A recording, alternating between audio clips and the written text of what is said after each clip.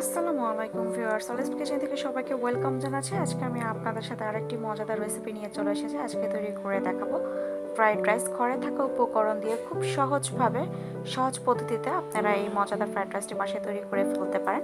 আশা করছি আপনাদের কাছে রেসিপিটি ভালো লাগবে। এখানে আমি ফ্রাইড রাইসের জন্য এখানে সাদা তেল দিয়েছি, আপনারা চাইলে বাটার দিয়েও করতে পারেন।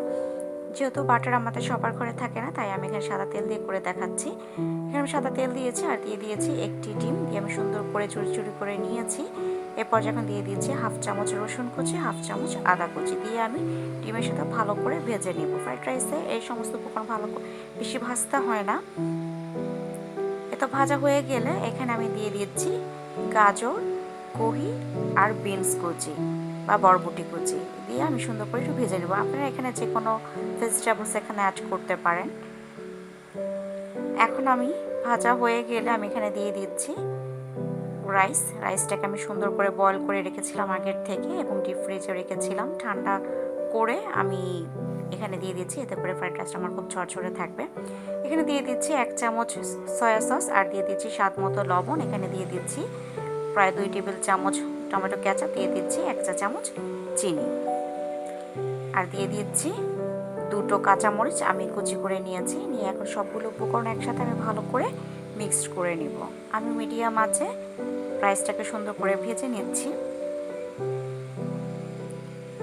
ভাজা হয়ে গেলে এখানে আমি অ্যাড করব হাফ চামচ কালো গোলমরিচ গুঁড়ো আর দিয়ে দিচ্ছি পেঁয়াজ পাতা, দিয়ে আমি সুন্দর করে মিক্সড করে নেব। মিক্সড করা হয়ে গেলে কিন্তু ফ্রাইড রাইসটা আমার একদম তৈরি হয়ে যাবে।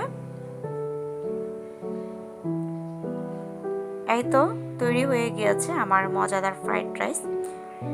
ফ্রাইড রাইসের সাথে এখানে আমি ভেজিটেবলসটা রান্না করে নিয়েছি। ভেজিটেবলস রেসিপিটা আমি এখানে দেখাচ্ছি না, আমার চ্যানেলে দেওয়া আছে, আপনারা চাইলে আমার ভিডিও থেকে সেই রেসিপিটি দেখতে পারেন।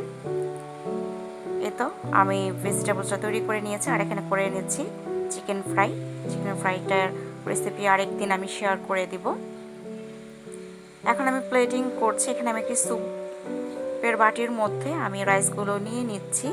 দেখুন রাইসটা কতটা ঝরঝরে হয়েছে, হয়তো আপনারা দেখে বুঝতে পারছেন।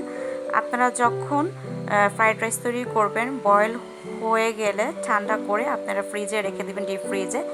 যখন দেখবেন শক্ত হয়ে এসেছে, ঠিক ওই পর্যায়ে আপনারা ফ্রিজ থেকে নামিয়ে আপনারা ফ্রাইড রাইসটা তৈরি করবেন। এতে করে আপনাদের ফ্রাইড রাইসটা এরকম ঝরঝরে থাকবে। আশা করছি ব্যাপারটা বুঝতে পেরেছেন। এই তো আমি প্লেটিং করে নিয়েছি, রাইসটাকে এখানে ঢেলে নিলাম। এখন আমি দিয়ে দিচ্ছি ভেজিটেবলস আর এখানে দিয়ে দিব চিকেন ফ্রাই। এই তো আমার চাইনিজ প্লেটার একদম রেডি হয়ে গিয়েছে। কেমন লেগেছে আজকের ভিডিওটি আমাকে কমেন্ট করে জানাবেন। আশা করছি আপনাদের কাছে ভালো লাগবে। আপনারা বাসায় তৈরি করে আমাকে কমেন্ট করে জানাতে পারেন। আজকের মতো এখানেই বিদায় নিচ্ছি। দেখা হবে নতুন ভিডিওতে নতুন রেসিপি নিয়ে। সে পর্যন্ত সবাই ভালো থাকবেন। আল্লাহ হাফেজ।